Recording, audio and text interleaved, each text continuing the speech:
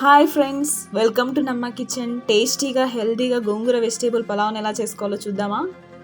మిక్సర్లోకి ఎండు కొబ్బెర, వెల్లుల్లిపాయలు, అల్లం, ఉల్లిపాయలు వేసి ఇలా బాగా పేస్ట్ చేసుకోవాలి. తరిగి ఉంచుకున్న ఉల్లిపాయలు, టొమాటోస్, చిన్న ముక్కలుగా కట్ చేసుకున్న క్యారెట్, క్యాప్సికమ్, కరివేపాకు, దొండకాయ, ముల్లంగి, బంగాళదుంప, కడిగి ఉంచుకున్న పుదీనా, గోంగూర. ఒక బాండే తీసుకొని ఆయిల్ వేడెక్కాక ఆవాలు, జీలకర్ర వేసి బాగా మగ్గనిచ్చిన తరువాత పచ్చిమిర్చి వేసి క్యారెట్ ముక్కలు వేసుకొని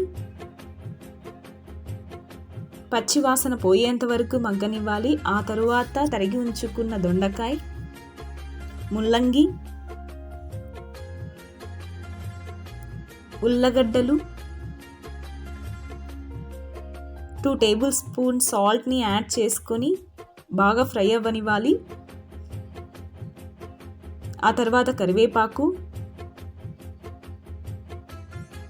టొమాటోస్ వేసి బాగా వేపుకోవాలి.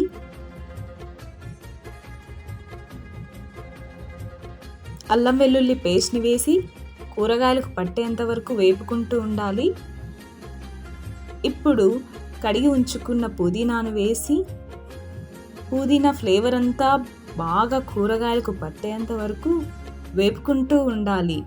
ఇలా వేపుతూ ఉంటే పుదీనా ఆకులు అనేవి పలచబడి ఆ కూరగాయలకు ఈ పుదీనా ఫ్లేవర్ అంతా బాగా మిక్స్ అవుతుంది.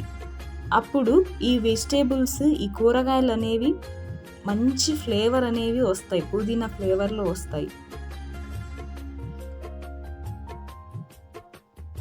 ఇలా ఆకంతా పలచబడిన తర్వాత గోంగూరను వేసుకొని గోంగూర కూడా పుదీనా లాగానే వేపుకోవాలి ముక్కలకు పట్టేంత వరకు. ఇప్పుడు కొన్ని వాటర్ని అందులో వేసి బాగా ఉడకనివ్వాలి. ఇప్పుడు మనం మెజర్ చేసుకున్న రైస్ని వేసుకొని